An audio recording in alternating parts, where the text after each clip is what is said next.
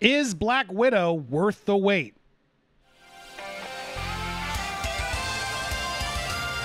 Welcome to Popcorn Planet. I am Andy Signor, and I got to see Black Widow last night, and I'm here with my review and reaction. And it's amazing. So many people expect me to just hate on this movie. But guess what, guys? I didn't hate it. I didn't hate it. And perhaps that was because I went in with lowered expectations, which honestly, I suggest all of you set. John over at Nerd Reactor came on this channel and pretty much just roasted this movie. And I'd seen a few other critics, and I looked at every other sort of influencer critic out there reacting glowing reviews. And I got to say, all that expectation of sitting and be like, it can't be that good. It can't be that. It definitely helped me set my expectations lower, which I think all of you would be suited to do.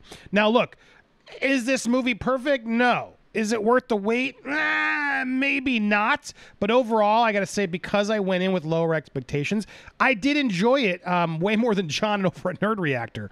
But I want to go through sort of the pros and cons of Black Widow. No spoilers here. Not going to ruin the movie for anybody, but I am going to go through more of a reasoning as to where I found myself in this movie. But before I go there, guys, today we're dropping the best movie ever, Captain Marvel. Now, I do not like Captain Marvel. I think it's not a problem of Brie Larson herself. It's about the direction, the writing. I got a lot of big problems with Captain Marvel. I just was not a fan. But this episode, I have to be a fan. Vito and I are going to try and declare Captain Marvel as the best Marvel movie ever. You're not going to want to miss our torture trying to find a way to say that.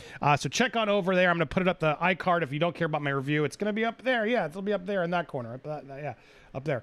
And I'll put it at the end of this video. I'll remind you at the end of this video to hopefully go watch it there. So I'd love you to go support my new series over there, Movie World with Vito, where we take some of the worst, what some call the worst movies, and we must force ourselves to declare it the best movie ever. So in honor of Black Widow, let's actually look at the first official Marvel-led female movie. And yeah, it's fun. Now, look, Captain Marvel, it's hard to talk about this movie without mentioning Captain Marvel was sort of the movie they did first. This movie should have been first. They absolutely should have done this movie first. I like Natasha. I like Black Widow. Scarlett Johansson, I think, does the role well. I think she's really come into it. And right out the gate, talking about the pros, it really was nice having Natasha back. It was nice to see her kick ass and be sort of the smart spy that she is. She's always sort of unnerved and sort of can just sort of always find her way out of any situation. And it was nice to sort of get that. It was also interesting to see some of the backstory. This is definitely more of an origin story than a Black Widow movie, which it's going to be part of my cons list. But from a positive standpoint, you really do get to delve into the Red Room, the Widows, what all that was. And I have to say, it was interesting. I didn't dislike it. I definitely have some qualms and questions, but overall, I found it an interesting story. The opening is also really great to this movie. Talking about my pros first. Let's start positive. I really enjoyed the opening of the film. There's a whole opening before even the credits, before it kicks in, and it's a little bit more serious than usual. I appreciated that tone. I argued even the first two acts are interesting. I liked where the film was going, the fact that it makes it very clear it's right after Civil War. These heroes, including Natasha, are on the run, but something has to bring her back, something from her past. The Red Room incident, etc. All that stuff sort of comes back to prompt her to go on another mission. Now, the big standout of this movie, everyone's saying, and I have to agree, I really did like Florence Pugh. She's a huge standout in this movie, and one would definitely argue that she steals the movie. A lot of people are saying it's her movie, it's not really Black Widow's movie. I don't necessarily agree with that per se, but we'll get to that in the cons. But she, without a doubt, stands out, and she's actually, I think, a lot of fun. I really did enjoy her. I wouldn't mind seeing her again. I think she's a good addition, but there's a con with that too. But as speaking strictly on the pros right now, yeah, Florence Pugh's character is an interesting, fun character. As is, I actually did enjoy David Harbour's Red Guardian. He's funny. It's a funny character. I saw it didn't work for some people out there, but I enjoyed him. I thought he was funny. Rachel Weisz, she's okay, but I don't want to get into her too much. But she's just not in it as much. David Harbour, though, is in a pretty good chunk, and I have to say I enjoyed his performance. The idea of him was interesting, about this idea of basically he's like the Russian Captain America who's just trying to live up to glory days, and I enjoyed I enjoyed that part of it, I have to say. And then other just pros. Well, hold on, we'll get to that one in a second. Overall, just pros. Yeah, look, the chemistry between these two, when they're together, it works because they're sisters. There's a lot of like ribbing that only sort of family can do, and I enjoyed that. Florence Pugh gets to make fun of Natasha a few times. I won't spoil the gags, but I did find that funny. I found that sort of a good poke at Black Widow that only a sister could do. And I have to say, when they're together, the movie does shine. Like they work together really well. Their chemistry does connect. And look, it's a massive positive. So those are the sort of the broad positives overall. Like entertaining. There was some actions. It's a little crazy at times, but there's some fun action sequences. It's overshot at times for sure. You can tell it's just cutting a little bit too much for my taste. I would have enjoyed more hand to hand, sort of trying to see if we could see it in one shot. But overall, like it wasn't awful. Now let's get to the cons. The cons. There definitely are some cons. Now look. This argument of is it really Black Widow's movie or is it Florence Pugh? Is it Yelena? Or I forget the character's name. But whose movie really is it? I would say, it's a yes and a no. Is this really a Black Widow movie? Yes and no. It's more about her origin, about getting revenge, and about introducing these new characters than I think ultimately really giving Natasha her due and having a worthy sort of Black Widow story. I do think that's a fair criticism of this film. I can't ignore it. Overall, like there's distractions that distracted me. I'll admit it, they distracted me. But if I really wanted to sit and think about it, I would argue, yeah, no, it's not really the best Black Widow movie. It's more about like where she came from, and she does have some, she has some moments. I don't want to be completely unfair, but I think there's a lot of other things that sort of bog down and bring the movie away from being the Black Widow movie and more about the widows. This is really what they probably should have called this movie. And that's ultimately, I think, a fair criticism of like, look, I would have rather just had a real solo Black Widow movie, but that's not really in the cards. She's there. She gets her story. Like she's definitely in the movie a lot. But yeah, it's a lot of other people get to shine brighter than her, which is weird given that this is sort of the last time we'll see her. It was a weird way to do it. Another pretty big con, pretty massive con is, here it is. Taskmaster really starts cool and just completely is wasted. So if you're a big Taskmaster fan, I think you're going to be bummed. I don't want to get too much more into it, but all I can say is a really disappointing villain. I was not a fan. A really cool idea for a bad guy and kind of wasted in a movie with just Black Widow and some widows. Like Taskmaster should be, they even hype it, like learns all the Avengers moves. Cool, let's see this character go up against the Avengers then. And sadly, no, you don't get to see that. So I can't get into more details about it, but Taskmaster, complete bumble, in the beginning it's like, oh cool, and then just be prepared does not ever really get to go anywhere, which does suck. Now ultimately, yeah, this is it's ultimately Florence Pugh.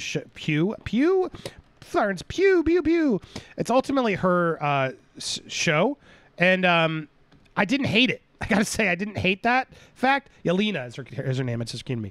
Yelena's show it's really become sort of a lifting up point for like, hey, well, Black Natasha might be dead, but Yelena's going to come back, and that ultimately does have a negative to it because they're trying to connect so much chemistry in this movie very, very quickly. Now, I did not believe it, but I couldn't get as invested because we've never heard of or seen any of these people before. Not only just the family that they sort of try to set Nat with, but also like her best friend.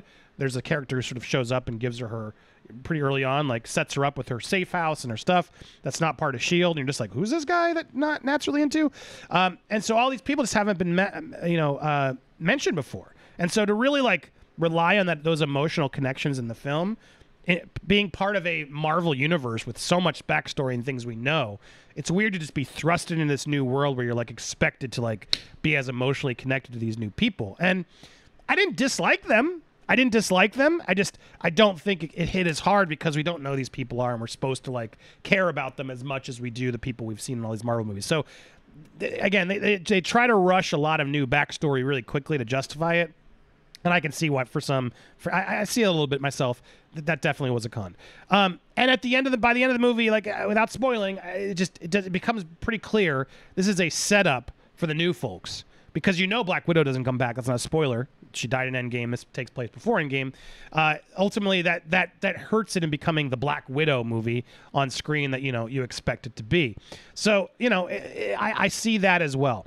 There's sort of like pro and con points too that I want to bring up before I wrap up the review, because I don't want to get into too spoiler. We'll talk about spoilers, I guess, later, but we'll do it on the live stream after you guys have had a chance to see it next week sometime. But there's just I had a real problem going in expecting this movie to be pointless, because I was like, well, why do we need to see this? We already know the chapter. We already know this. Why do we need to go there? I will say that bit didn't bother me. It's not, the story here doesn't feel pointless. I actually was entertained and distracted, again, because I think I lowered my expectations and saw some negative stuff and read the big glowing reviews like they were. Because look, those glowing, gushing reviews I think are full of it. This is not the best Marvel movie by any stretch of the imagination, but it's also not the worst. I'd say it's right, like a nice, safe middle spot where you're like, all right, I'm entertained, an entertaining, satisfying, solid, solid, fine enough Marvel movie that good to be in the movie theaters and back. But while it doesn't feel pointless, it does still feel stale. And I am surprised Disney held on to it so long. This would have been the perfect, huge Disney Plus release to drop before all the Marvel shows. And I'm surprised they didn't make that decision creatively. This is an old story already, and now we've been waiting years to see this movie. It just builds up a hype level that I just don't think the movie could have ever satisfied.